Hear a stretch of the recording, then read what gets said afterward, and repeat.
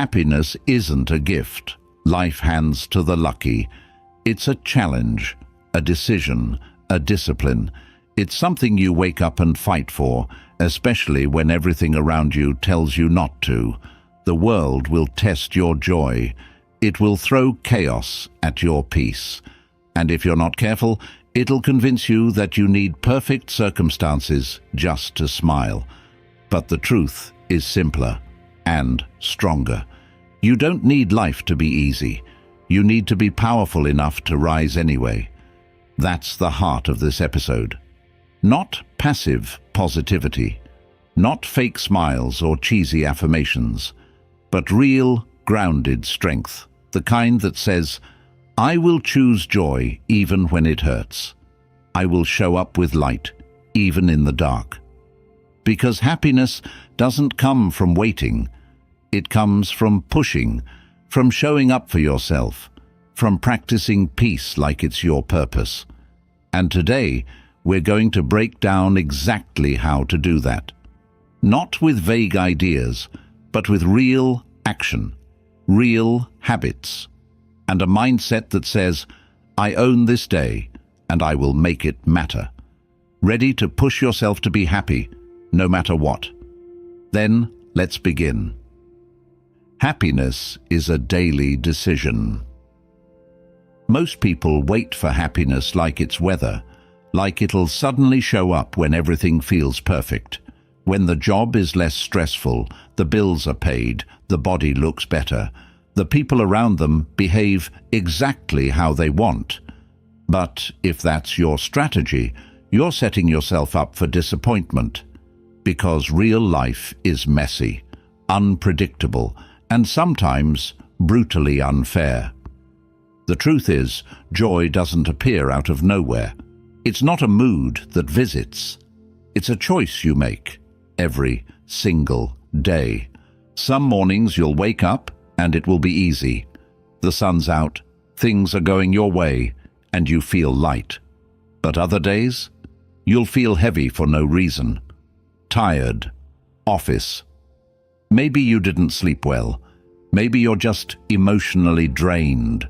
And it's in those moments that your decision matters the most. Will you give in to the weight? Or will you rise, not because you feel like it, but because you've trained yourself to? That's the difference between people who drift and people who lead their own lives. One group reacts, the other group responds intentionally. The Stoics taught us this clearly. Your power is not in what happens to you. It's in how you choose to meet it. Marcus Aurelius didn't write Meditations on a peaceful beach. He wrote it while governing an empire under pressure and chaos. Yet he reminded himself and us that the mind is its own place. It can make heaven out of hell, or the opposite. So ask yourself, what are you choosing every morning? Are you choosing bitterness or peace? Are you choosing worry or direction? You won't always be able to control the first thought that pops into your head, but you can control the second one. You can pause, redirect, shift your focus. Say to yourself, today I will look for the good. I will fight for perspective. I will give this day my best, not because life is perfect, but because I choose to live it well. This doesn't mean ignoring pain. It means rising above it. It means seeing reality clearly and still finding a reason to smile. Not fake happiness, not forced joy, but the kind of steady, grounded strength that says, no matter what happens, I own my response. That's what makes you powerful. That's what turns ordinary people into warriors of the mind. Because when you make happiness a decision, not a reward, you stop waiting for joy and start becoming it. Start the day with intention. Your mind, first thing in the morning, is like a sponge. It's wide open, absorbing everything. The tone you set in those first 5 minutes doesn't just influence your mood, it defines the direction of your entire day. And yet, Most people wake up and hand that moment away without a second thought. They grab their phone, scroll through notifications, open the floodgates to everyone else's urgency, drama, and noise. And just like that, they've lost control before the day even begins. But here's the truth. The world doesn't get to decide how you feel. You do. And if you don't claim those first few minutes with clarity and strength, the world will claim them for you with fear, comparison, and distraction. That's why you have to start your day with intention, not out of obligation, but out of self-respect. Because how you begin shapes how you show up, not just for others, but for yourself. This doesn't mean you need a perfect morning routine. You don't need to meditate for an hour or write a novel in your journal. All you need is 5 minutes, 5 quiet, honest minutes where you remind yourself, I'm in charge of this mind. I'm responsible for my energy. And today, I choose clarity over chaos. Maybe you take a few deep breaths. Maybe you repeat a phrase like, I will move with purpose. Maybe you simply sit in silence before the world gets loud. Whatever it looks like, own it. Because when you start your day with intention, you move differently. You don't rush out of bed in a panic. You don't stumble into your tasks like a robot. You carry a calm power that says, I'm not reacting to life. I'm leading it. That's what Stoicism teaches us, to create inner order before facing outer noise, to step into the day like a warrior, grounded, centered, clear. So tomorrow morning, before you check a single message, before you let the world in, pause. Ask yourself, what kind of energy do I want to bring today? And more importantly, what kind of energy will I protect myself from? That small moment of reflection isn't a luxury. It's a weapon, a compass, a quiet shield that guards your peace before the day tries to steal it. You owe yourself that, not because it's easy, but because you're worth showing up for. And when you begin each day with that kind of presence, you don't just survive the day, you shape it. Push yourself, especially when it's hard. There's a moment, quiet, invisible, but powerful, when your mind tells you to stop and you feel every part of you wanting to obey. You're tired, you're overwhelmed, you feel like maybe today just isn't the day. And right there, in that exact moment, you face a choice. It's not dramatic. It doesn't look like a scene from a movie, but it's real, and it matters. Because this is where your future is built. Not in the days when everything feels aligned, not when you're full of energy and optimism, but in the ordinary, silent, difficult moments where you feel like giving less, and you choose to give more. We're conditioned to believe that our best work, our happiest days, our breakthroughs will arrive when we feel inspired, when everything inside us says, let's go. But that's not how it works. Inspiration is a myth if it's not backed by discipline, and waiting to feel like it, that's the trap. The people you admire, the ones who seem to rise no matter what, they're not different. They just understand something most people ignore. Motivation is a result, not a requirement. It comes after action, not before. And if you keep waiting to feel ready, life will pass you by. Pushing yourself, especially when it's hard, is the beginning of transformation, and not just the kind of surface-level change that looks good on paper, but the kind that rewires who you are. Every time you do the thing you didn't feel like doing, every time you get up, take the step, show up fully, you send a message to your brain. I am not controlled by emotion. I am not defined by how I feel. I move because I've decided to grow. The Stoics understood this intimately.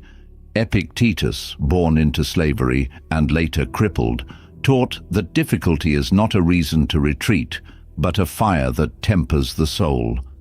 Difficulties are things that show what men are, he said. That's why hardship matters, not because it's pleasant, but because it exposes you. It shows you to yourself.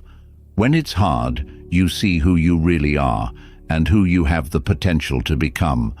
Are you someone who folds when things feel heavy, or someone who sharpens under weight? Think about your own life. The times you're most proud of, the times you still carry in your memory, they probably didn't happen during ease. They came from effort, from struggle, from moments when you kept going anyway. Those were the days that built you. That defined your inner standard. That gave you the strength to face the next challenge with more courage. But if you make comfort your God, if you decide that hard equals bad, that difficulty is a reason to step back, then you'll never know what's on the other side of that resistance. You'll stay soft, frustrated, dependent on perfect conditions to do what you know you should, and eventually that becomes a habit, one that eats away at your confidence from the inside out. So what's the solution? Stop asking if it's easy. Start asking if it's worth it. Don't measure your effort based on how much motivation you feel. Measure it based on how much you want the outcome. Want a strong mind? Then train it on hard days. Want emotional peace? Then prove you can act calmly even when chaos is loud. Want confidence? Then earn your own respect by doing the difficult thing consistently, no matter how you feel. This is what separates people who grow from those who stay stuck. The willingness to push, especially when it's hard. Not just when you're excited, not when the stars align, but when it's inconvenient, when it's uncomfortable, when your emotions are pulling you in the opposite direction. That's where greatness starts. So the next time you feel that heaviness, that voice that whispers, "Just skip today," lean in, smile at it, and move anyway, not because it's easy, but because that's how strength is born. Act first, feel later. There's a lie we've been fed since we were young, that you need to feel good before you can do good, that you need to be in the right mood, have the right energy, feel aligned before you act. But the truth, the hard, freeing, powerful truth, is that action doesn't come from emotion. Emotion comes from action.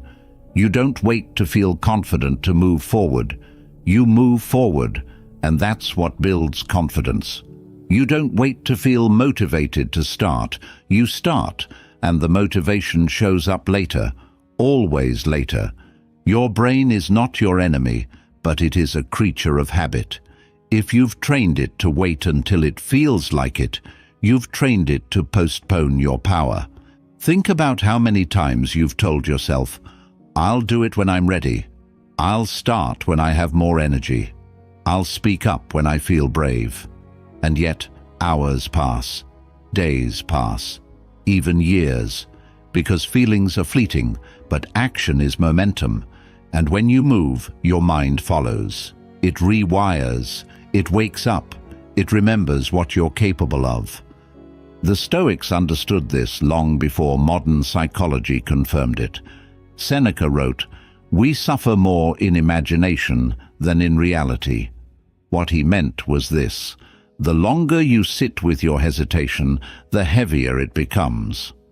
The more you overthink, the more reasons you'll find not to move. But once you take the first step, even if it's small, even if it's messy, your brain shifts. Your energy rises. You don't need a complete plan. You need a starting point. You don't need to feel ready. You need to act as if you are. This mindset isn't about pretending. It's about training. Athletes don't run only when they feel amazing. Writers don't write only when inspiration strikes. Leaders don't speak up only when they're 100% confident. They've trained themselves to show up regardless of how they feel, and you can do the same. It's not talent, it's not personality, it's practice. The practice of action, deliberate, repeated, purposeful. So the next time you feel stuck, remember, that's not a signal to stop. It's a signal to begin.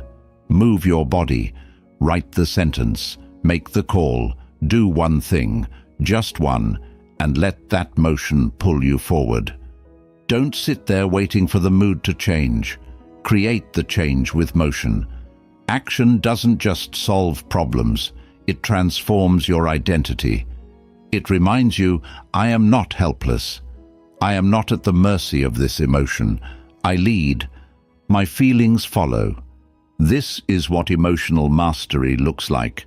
Not suppressing how you feel, but not being ruled by it either. You can acknowledge the resistance without obeying it. You can say, yes, I'm tired. Yes, I feel anxious, and I'm still going to move. That is power. That is maturity.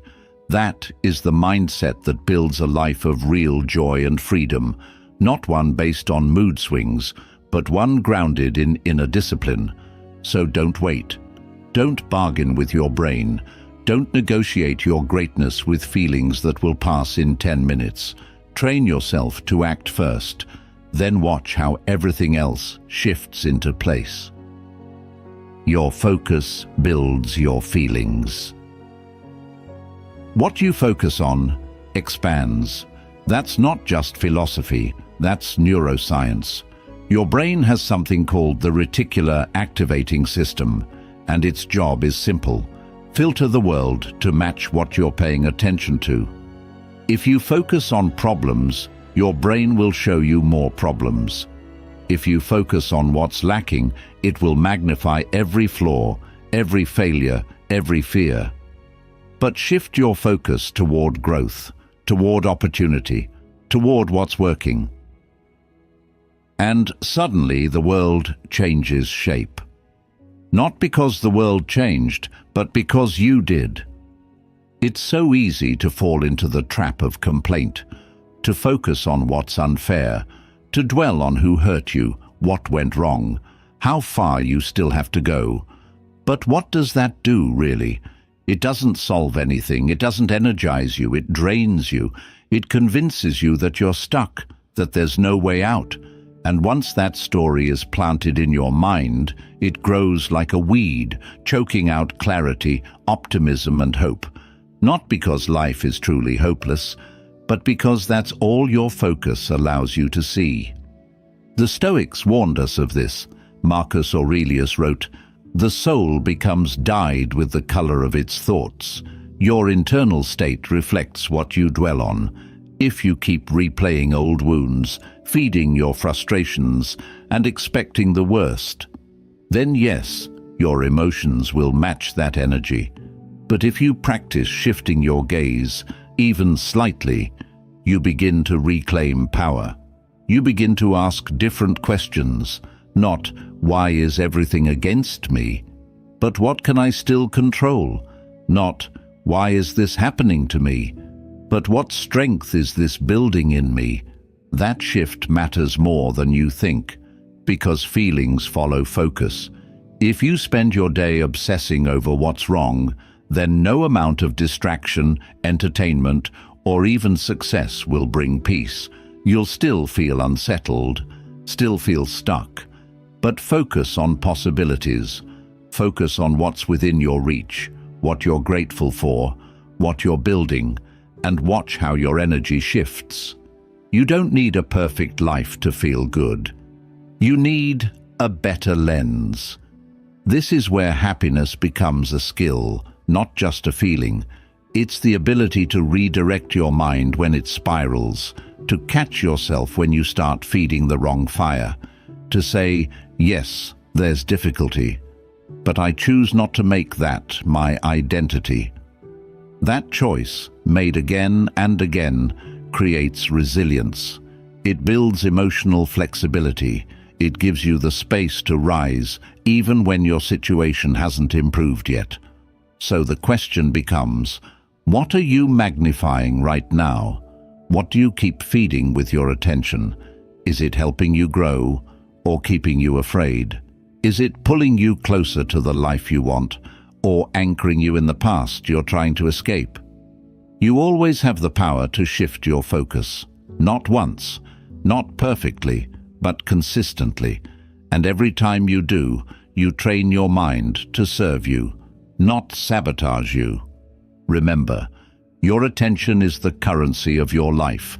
Spend it on what strengthens you, not what weakens you, because where focus goes, emotion follows. And if you want to feel stronger, calmer, more empowered, it begins with what you choose to see. Feed your mind like you feed your body. If someone told you they haven't eaten in days, you'd worry for their health. You'd tell them they need fuel, that the body can't function without nourishment.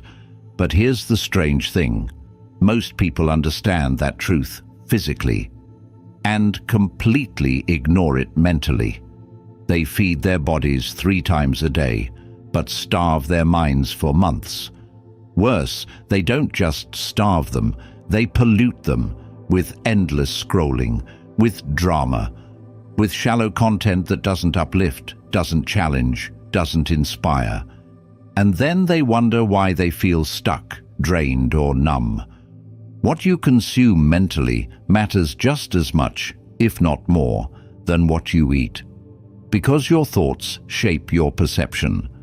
And your perception, that's your entire experience of life. It doesn't matter what's happening out there. If what's happening in here is chaotic, anxious, or disconnected. That's why protecting your mental diet isn't a luxury. It's survival. It's strength. It's what separates the reactive from the intentional.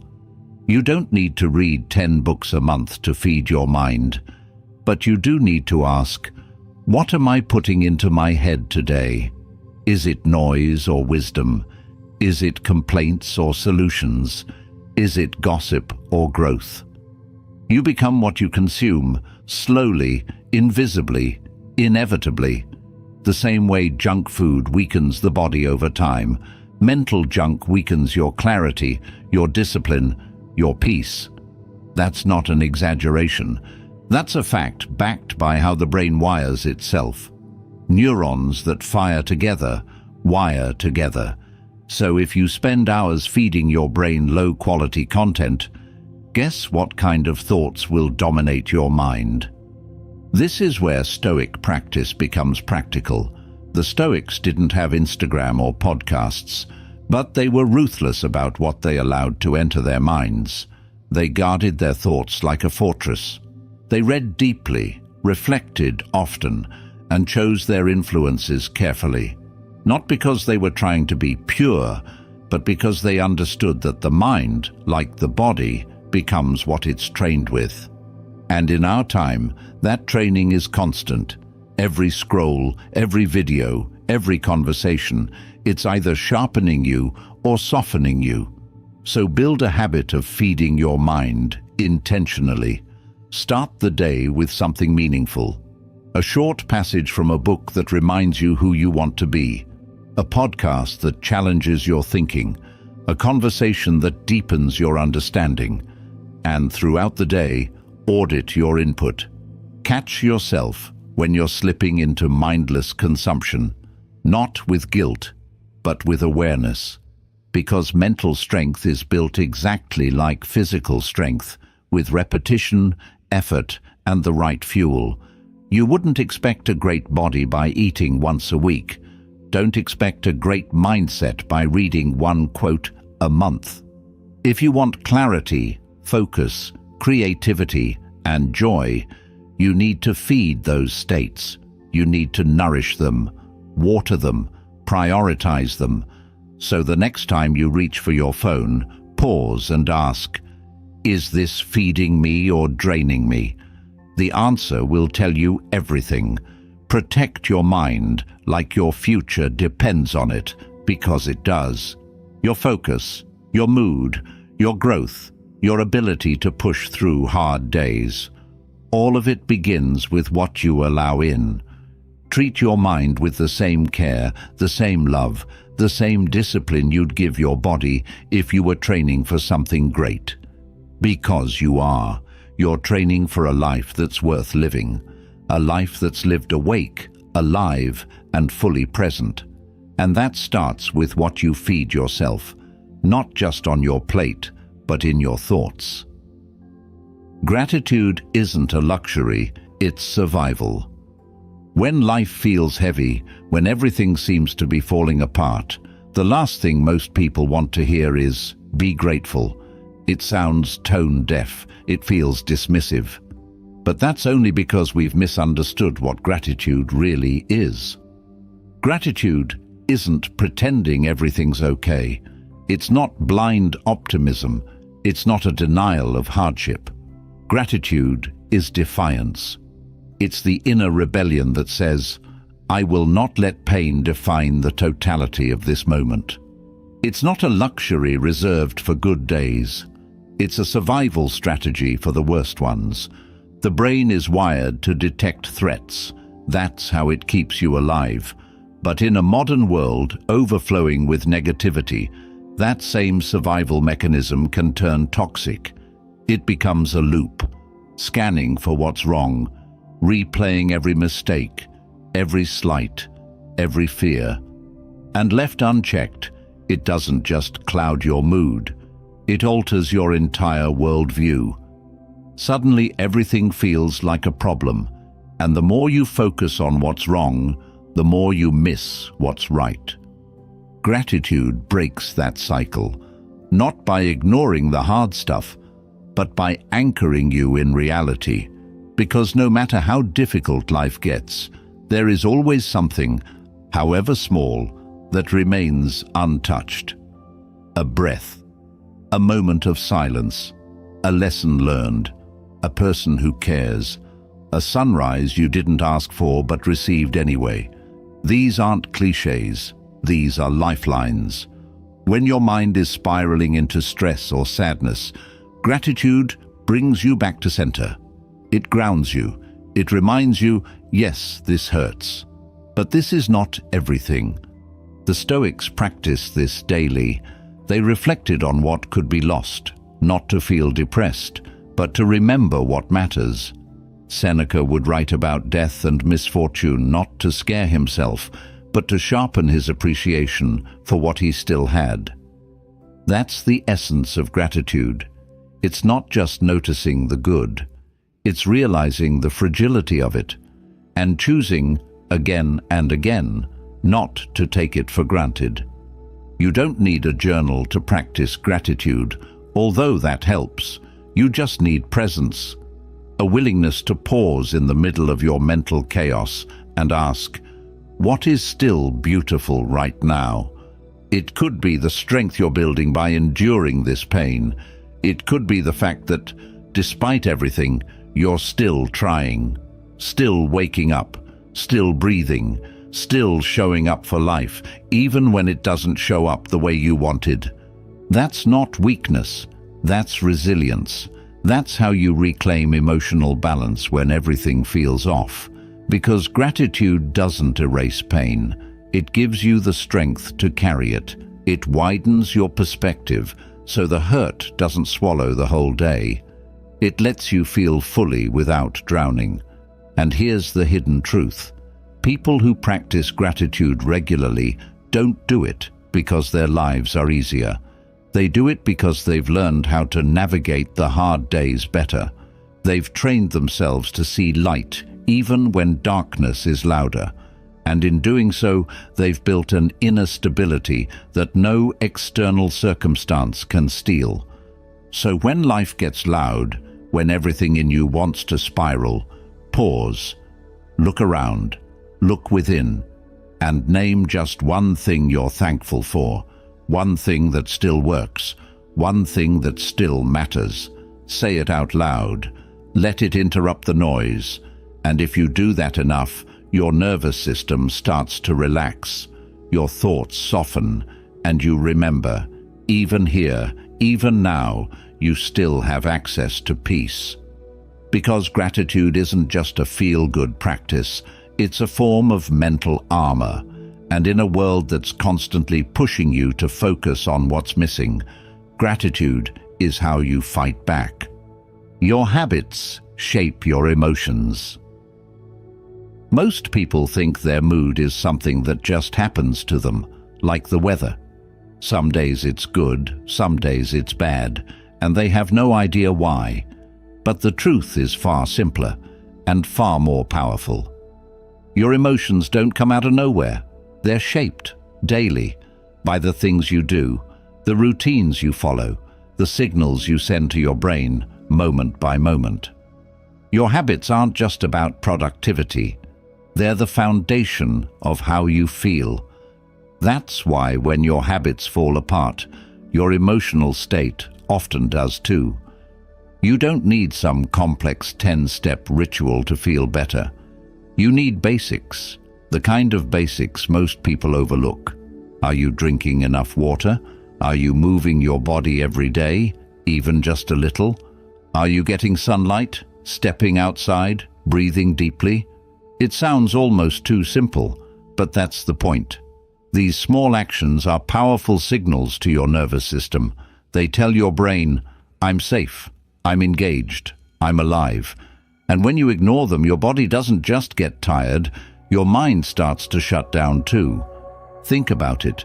When you skip meals, overconsume caffeine, sleep inconsistently, or stare at your phone for hours without rest, what happens? You don't just feel physically worse. You start to feel emotionally unstable. You're more reactive, less patient, more negative. You feel disconnected from yourself. And then you blame it on your job, your relationships, your circumstances, when really it's your daily choices that are whispering in the background, shaping your entire internal world. This is where true emotional intelligence begins, not with big breakthroughs, but with consistency. The Stoics understood this. They lived with discipline not because they were obsessed with control, but because they knew the body and mind are deeply connected. A calm, ordered life leads to a calm, ordered mind. And an undisciplined body often leads to chaotic thoughts and unpredictable emotions. So instead of trying to fix your mood when you're down, go back to the basics. Ask yourself, did I move today? Did I fuel myself with something nourishing?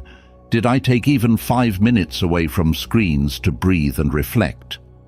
These aren't minor details. They're emotional anchors. They are how you stabilize yourself in a storm, not by thinking your way out, but by acting your way back into alignment. Build a few simple habits and repeat them daily, especially when you don't feel like it. That's when they matter the most. A 5-minute stretch in the morning, a short walk after lunch, a glass of water before coffee, 1 minute of silence before bed. These things seem small, but over time they create emotional steadiness. Not perfection, not permanent bliss, but balance, the kind that keeps you grounded when life throws you off. And here's what's beautiful. The more you honor these habits, the less effort they require. They become automatic. And when your habits support your emotional health, you don't need to rely on willpower just to feel okay. You're carried by your own system. That's what real freedom feels like, when you've designed your life to support your strength. So don't wait for your emotions to fix themselves. Shape them with structure, with intention, with daily decisions that build you from the inside out. Because the person who controls their habits eventually controls how they feel. And that kind of power, it's not found in a book or a breakthrough. It's built one ordinary disciplined day at a time. Your peace is your responsibility. There comes a point in life when you realize No one is going to protect your peace for you, not your friends, not your boss, not your partner, not even your family. People will push, pull, demand, drain. Not because they're evil, but because they're human. And if you're not careful, you'll end up handing over your inner calm to anyone who raises their voice, sends a passive-aggressive message, or decides to make their chaos your burden. That's why peace, real, lasting peace, can never be outsourced. It's your responsibility, completely. Most people treat peace like a reward, something they'll feel when everything settles down, when the drama ends, when people behave, when life gets easier. But that day doesn't come, because life doesn't settle down. It's constantly moving. New challenges rise, new tensions appear, and if you're always waiting for peace to be given, you'll spend your whole life reacting to everyone else's storms. The Stoics didn't live peaceful lives in the external sense. They lived during wars, under persecution, facing exile, loss, and betrayal. But they practiced peace like a discipline, an internal fortress built through perspective, boundaries, and relentless clarity about what mattered. Epictetus, who had every reason to be bitter, taught that no one can disturb your peace unless you grant them access. And that's the truth modern life still refuses to teach us. You don't get peace by running away from chaos. You get peace by building it within chaos. That means learning to say no, not as an act of aggression, but as an act of self-respect. It means stepping back from arguments that go nowhere, letting go of people who treat your peace like it's disposable, refusing to explain yourself to those committed to misunderstanding you. It means drawing lines, not to push people away, but to protect the sacred space where your mind can breathe and your values can live without interference. And yes, it's hard, because you will be judged. You'll be told you're cold, selfish, distant, but you have to ask, who's saying that? And do they benefit from your boundaries disappearing? Real peace often offends those who profit from your people-pleasing. But that's not your burden. Your job is not to make everyone comfortable. Your job is to be rooted, clear, whole, so that when life shakes, you don't crumble with it. This is emotional adulthood, realizing that no one is coming to rescue your peace. No one will build the silence you need to think clearly or the space you need to grow. You have to carve that out yourself, every day. And the more you protect it, the more you realize that your peace isn't passive. It's power. It sharpens your focus, strengthens your decisions.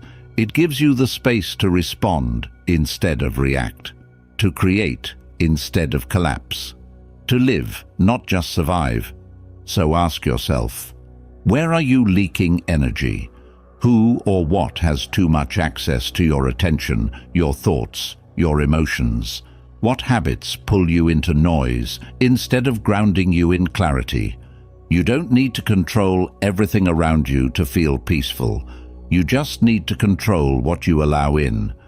And the moment you take full responsibility for your peace, without excuses, without blame, is the moment you start living on your own terms, calm, centered, unshakable. Train your brain to think better. Most people assume that their thoughts are just there, automatic, random, fixed. They think whatever pops into their mind is simply the truth. But here's what the Stoics and modern neuroscience agree on. Your brain is trainable. Thought is not destiny, it's habit. And like any habit, it can be shaped, sharpened, upgraded. The problem? Most people never question their thinking. They believe every fear, every judgment, every negative story their mind throws at them, without asking, is this even real? Is this helping me?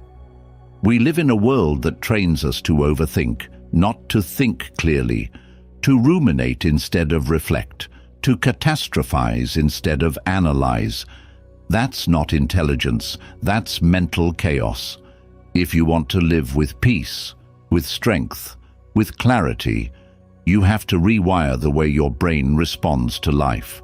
That doesn't mean you'll never feel fear or doubt or anger, but it means those emotions won't drive the car anymore. You will. Let's be clear. Your brain is a survival machine. It's constantly scanning for threats. That's useful in emergencies, but in daily life, it means your default settings are tuned to negativity. You notice what's missing, what's wrong, what could go badly, and if you don't interrupt that loop, you'll live in a state of quiet panic, even when nothing's actually wrong. That's why mental training isn't optional. It's the only way to regain control. The Stoics were masters of this.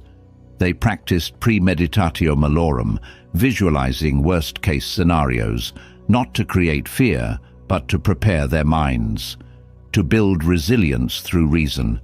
Marcus Aurelius wrote constantly to himself, not just as therapy, but as discipline, to catch unhelpful thoughts and replace them with stronger ones. That's what you need to start doing every single day. Catch the thought, question it, replace it. Here's how it looks in practice. You think, I'm not good enough. Stop. Ask, where's the evidence? Would I speak to someone I love this way? What's a more useful thought I can choose right now? It doesn't have to be fake positivity, just honesty with strength. Something like, I've failed before, but I've also grown. I can handle what's in front of me. That shift may feel small, but done consistently, it rewires your emotional baseline. You don't have to believe every story your mind tells you. You can write a new one. That's what mental fitness really is. It's not just about having big ideas. It's about building strong filters, knowing what to keep and what to throw out, knowing when to step back and say, no, I don't have to think like this just because it's familiar. Because familiar isn't always right. It's just rehearsed. And if you want to change your life, you have to stop rehearsing weakness. You have to stop strengthening self-doubt by repeating it without resistance. The same way your body changes with exercise, your brain changes with conscious repetition. So choose thoughts that build you, that challenge you, that remind you of your values, your vision, your strength. Every thought is a seed. If you plant bitterness, don't be surprised when anger grows. If you plant fear, expect paralysis. But if you plant clarity, discipline, and courage, that becomes your new reality. Slowly, quietly, powerfully. So starting today, stop being passive with your mind. Train it, shape it, teach it to think in ways that serve your peace, not steal it. That's how you become emotionally untouchable, not by avoiding hard feelings, but by becoming stronger than the thoughts that try to break you. Don't chase the feeling, build the habit. There's a dangerous idea floating through the self-help world that you need to feel inspired to act. That motivation is the spark you wait for, and once it arrives, you'll suddenly leap into action with clarity and drive. But ask anyone who's actually built something meaningful, a business, a body, a mindset, a life, and they'll tell you that spark? It's rare. It doesn't show up on schedule, and if you wait for it, you'll waste your life standing still. The people who get things done, the ones who grow through setbacks, who build momentum day by day, they've stopped chasing the feeling. They've started building the habit. They understand that feelings are unpredictable. One morning you're energized, and the next you're in a fog. 1 hour you're optimistic, and the next doubt creeps in. If you base your actions on that unstable ground, you'll never build consistency. But if you create systems, habits that run regardless of emotion, that's where your power begins. It's easy to romanticize progress, to think you'll wake up one day with endless energy, with all the answers, and everything will click. But in reality, progress is built through repetition, through systems, through routines that don't ask how you feel. They just ask if you showed up. A runner doesn't lace up because it feels good every time. They do it because the habit has become part of their identity. A writer doesn't sit down to work because the muse visits daily. They write because they've learned to begin without permission from their emotions. The Stoics knew this long before modern habit science did. Epictetus said, "First say to yourself what you would be, and then do what you have to do." He wasn't talking about waiting for inspiration. He was talking about aligning your actions with your values, even when it's boring, especially when it's boring, because that's where character is forged, not in moments of passion, but in moments of repetition without applause. Here's the truth. If you keep chasing motivation, you'll always need more of it. It's a drug. It wears off. But if you build systems, if you create structure, design your environment, and reduce friction, you won't need motivation. You'll have momentum. And momentum is more powerful. It doesn't ask for hype. It asks for discipline. It doesn't shout. It moves quietly, steadily, every day. Until one day you look back and realize you've become the person you once only imagined. Start small. One habit, one system. Wake up and stretch for 5 minutes before you touch your phone. Write one sentence a day, even if it's terrible. Review your goals for 2 minutes before bed. These aren't life-changing actions on their own, but done consistently, they become life-changing because they prove to your brain, I don't need to feel ready. I move anyway. And that identity, that's where real power comes from. So stop asking, do I feel like it? Start asking, what would the disciplined version of me do right now? Then do that, not perfectly, not dramatically, just consistently. And over time, that discipline becomes part of you. It becomes automatic. It becomes stronger than the mood swings, the setbacks, the doubts. Because you don't need to feel like it to move. You just need to move and let everything else catch up. Refuse to be a victim. It's one of the hardest truths to face, that life doesn't owe you fairness, that some people will hurt you without reason, that opportunities will slip through your fingers no matter how hard you worked, that some pain will come that you didn't deserve and didn't see coming. And yet, here you are, still breathing, still standing, and in that fact alone, you hold more power than you realize. Because no matter what happened, no matter who left, what failed, what broke, you still have one thing the world cannot touch: your response. That's what Stoicism teaches us again and again, that while the world may take much from you, it cannot take your ability to choose how you meet it. But victimhood, it steals that choice. Not because it's wrong to feel pain, but because it teaches you to stay there. It turns a temporary wound into an identity. It convinces you that because you were hurt, you are now helpless. That's the trap. That's the story you have to reject. Completely.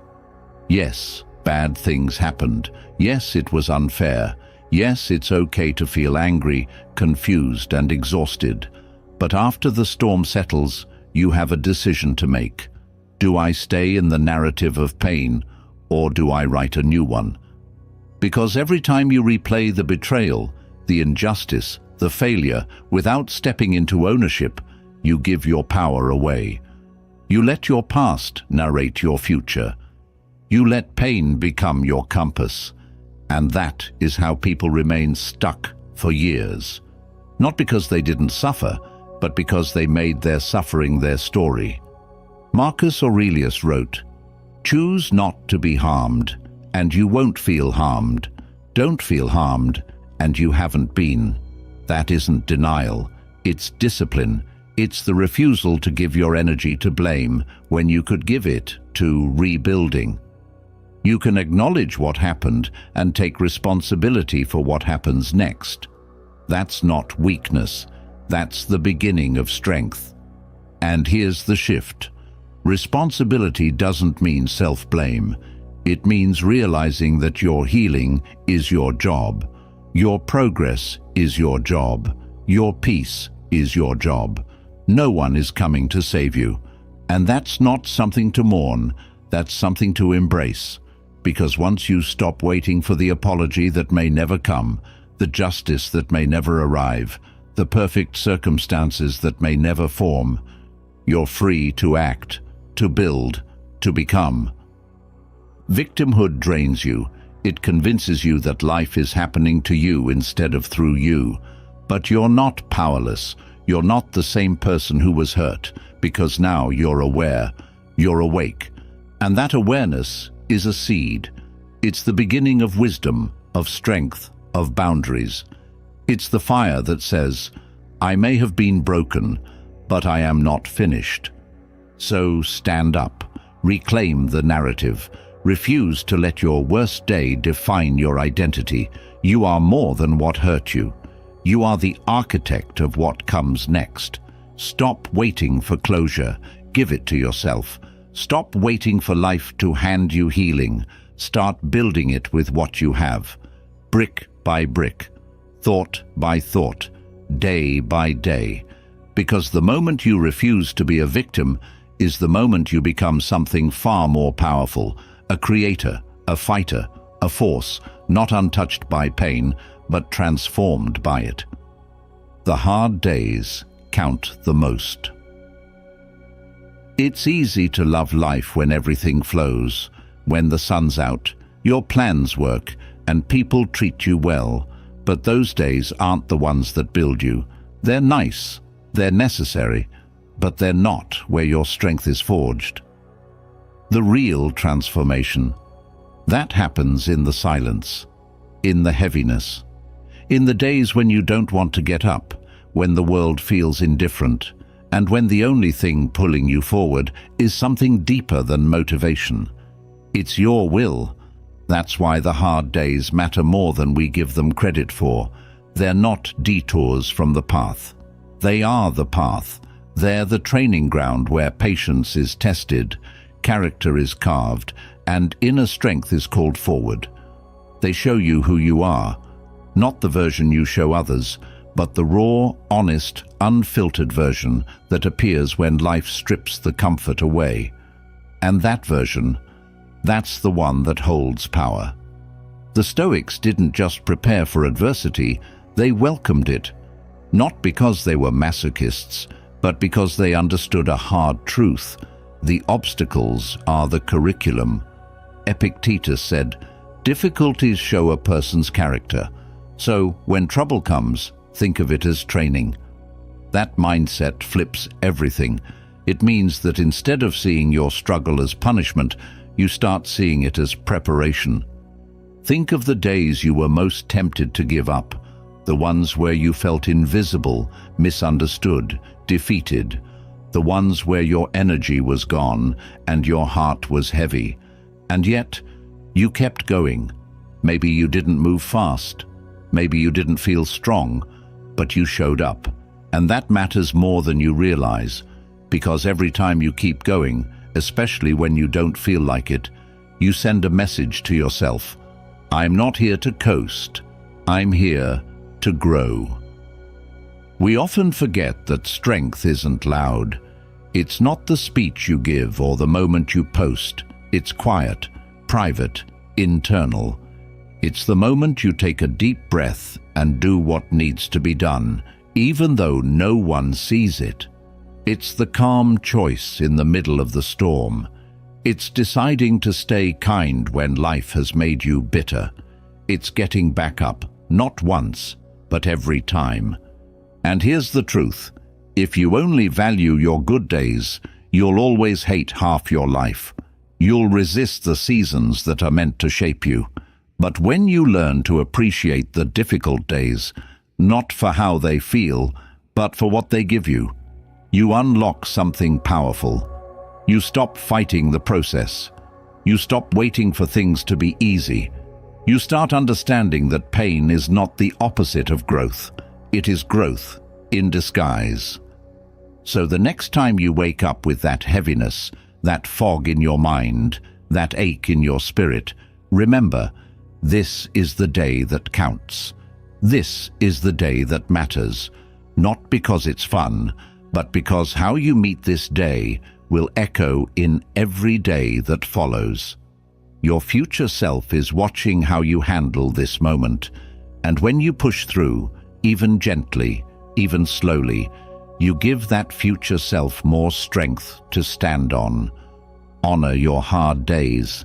Let them do their work. Let them shape you, challenge you, deepen you. Because one day, when you look back, you'll realize it wasn't the easy days that made you. It was the ones where you had every reason to give up. And did and didn't. Joy doesn't come from the outside. There's a subtle lie that creeps into our minds, not all at once, but through repetition.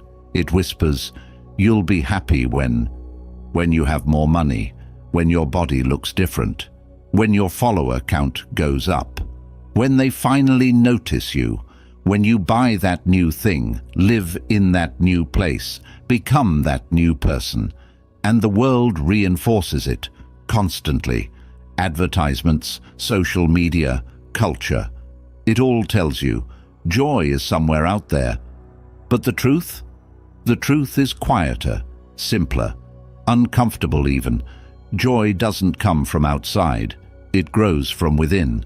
And if you can't access it now, in this moment, with what you already have, you won't find it by adding more. External things can bring pleasure, sure. They can bring comfort, even excitement. But that's not the same as joy. Pleasure is fleeting. It fades as quickly as it arrives. But joy, real, grounded, sustainable joy, is a state of alignment. It's what happens when who you are matches how you live. It's not about what you have. It's about how you show up. You can have everything the world celebrates and still feel empty.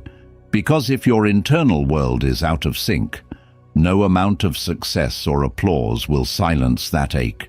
This is why you see people with fame, wealth, and admiration still crumble in private. They reached the summit only to find the same emptiness waiting for them, just at a higher altitude. The Stoics warned against this thousands of years ago. Seneca wrote, "It is not the man who has too little, but the man who craves more, that is poor." Because when you chase joy through acquisition, you're feeding an appetite that never ends. So what's the answer? It starts by asking better questions, not, how can I get more? But, am I proud of how I live? Not, do people approve of me? But do I approve of myself? Not, what can I achieve next? But, am I living in alignment with what I value most? These questions lead you inward, and it's there, in that quiet space, that real joy begins. This doesn't mean you have to reject all desires or ambitions. It means you stop assigning them the job of fulfilling you. Buy the thing, set the goal, build the life, but don't confuse those actions for peace. Don't expect the next achievement to do the internal work you've been avoiding, because peace and purpose aren't delivered. They're developed. Start with simple alignment. Are your actions consistent with your values? Are your words reflective of your truth? Do you treat people and yourself with integrity, even when no one's watching? If the answer is yes, even a little, then you're already tapping into something deeper than momentary happiness. You're building a foundation of joy that doesn't shake every time life throws a storm. And here's what's remarkable. Once that inner alignment is there, external things actually become more enjoyable because they're not responsible for your happiness anymore. You can appreciate them without being owned by them. You can let them come and go without letting them define you. That's what freedom feels like. So stop searching for joy in new places. Create it in familiar ones, in how you speak to yourself, in how you treat others, in what you choose to do today, not for praise, but because it's who you are. That's where the good life begins. Not someday, but right here, right now. Keep it simple. There's a reason we feel overwhelmed so easily. We've made life too complicated, too noisy, too fast. We stack our schedules with things that don't matter, compare ourselves to strangers online, chase too many goals at once, and then wonder why we feel exhausted, scattered, disconnected.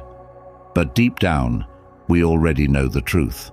Most of what drains us isn't required. It's self-inflicted. We've forgotten the power of simplicity, the kind of life that's clear, grounded, uncluttered.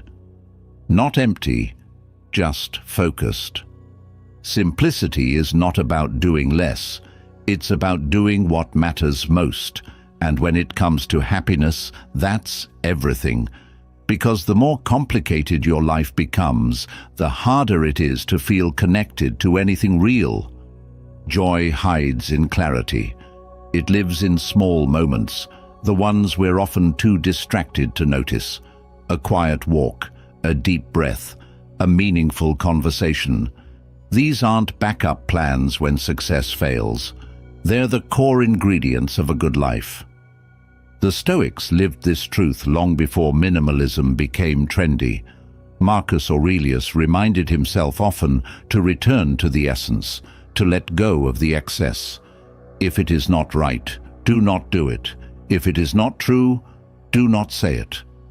That's simplicity in action, not just in your calendar or your closet, but in your character. To live simply is to live with intention, to strip away the unnecessary and make space for peace. Because peace needs space, and clutter, mental, emotional, physical, chokes it. Look at your daily life. Where are you overcomplicating things? Are you filling your time with obligations that don't align with your values? Are you holding on to relationships that feel heavy out of guilt or fear? Are you trying to be too much for too many people?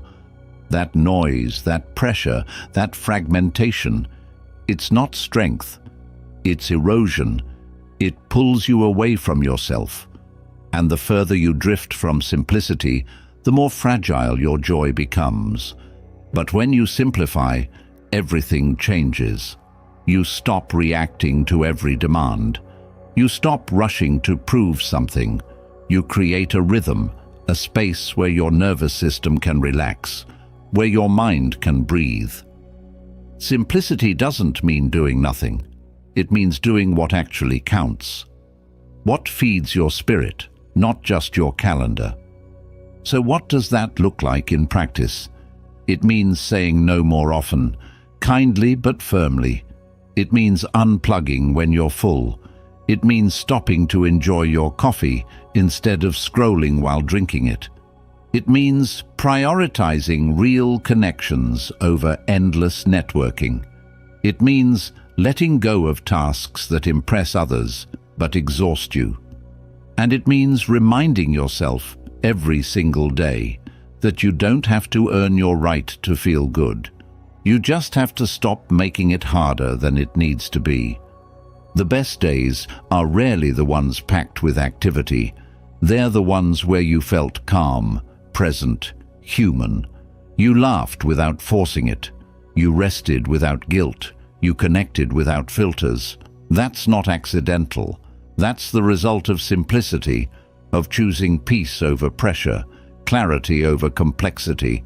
So if life feels heavy right now, don't add more. Subtract. Clear the noise. And come back to what you already know. That real joy has always been simple. You've just been too distracted to see it. End the day with gratitude. 2. We often talk about starting the day strong, with purpose, with intention, with clarity. But we forget something just as important. How you end your day is just as powerful, because the final thoughts you feed your mind before sleep become the soil your dreams grow from. They shape your nervous system. They decide whether your rest is deep or restless, whether your mind settles or spirals. That's why ending the day with gratitude isn't just a feel-good habit. It's a strategy, a form of emotional and mental closure, a way to say to yourself, even if today wasn't perfect, it still mattered. Your mind naturally clings to what went wrong. It replays the awkward moment, the missed task, the thing you wish you said differently, and without intervention, it turns those small moments into heavy stories. That's why gratitude at night is so vital. It doesn't erase what went wrong. It balances it. It zooms out. It reminds you that your day wasn't only stress and noise and imperfection. It was also growth, progress, a conversation that made you think, a moment you kept your cool, a breath you paused to take when you almost snapped. The Stoics understood the importance of daily reflection. Epictetus encouraged his students to review their day each evening, not with shame, but with awareness. What did I do well? What can I improve? Did I live according to my principles?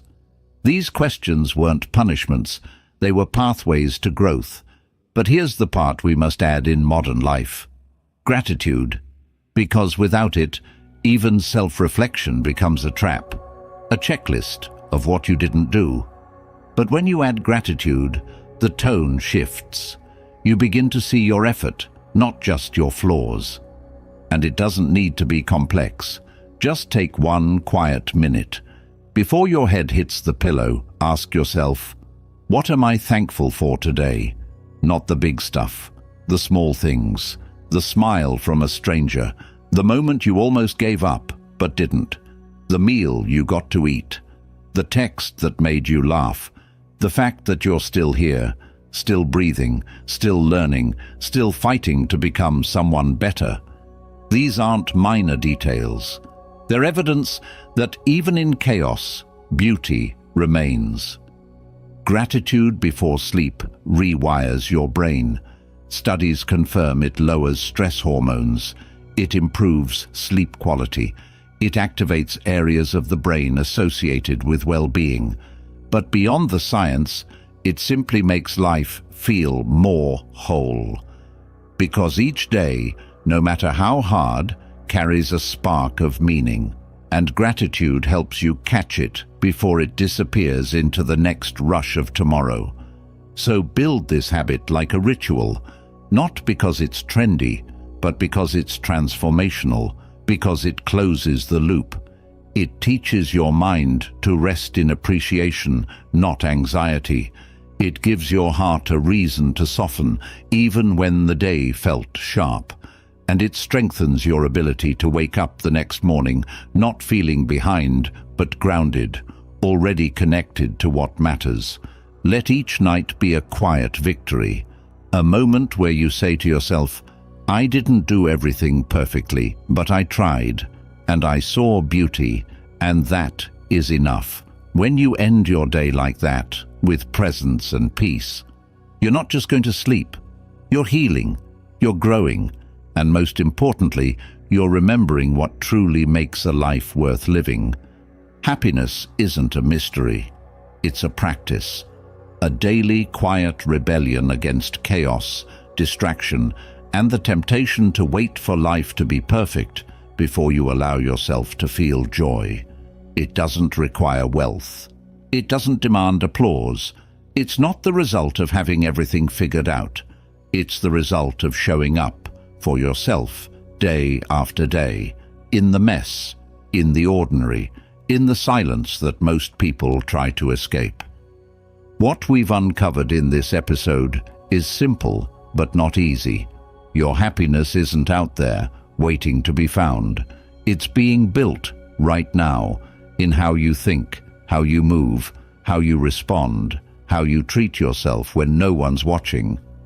It's in the way you start your morning with intention and end your night with gratitude. It's in the habits you choose, the boundaries you enforce, and the thoughts you train.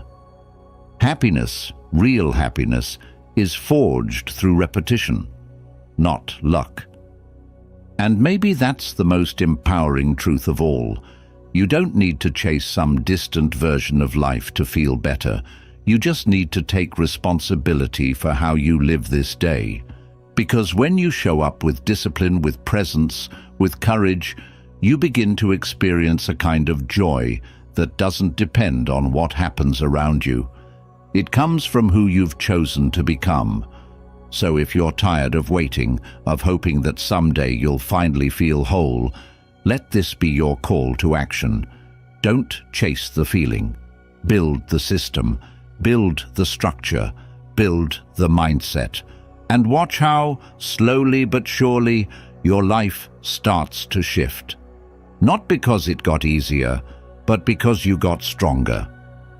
If this episode helped you see happiness differently, if it gave you even one reason to reclaim your peace, don't keep it to yourself. Share it with someone who needs it. Leave a comment, subscribe. Keep this message alive. Because the world doesn't need more noise.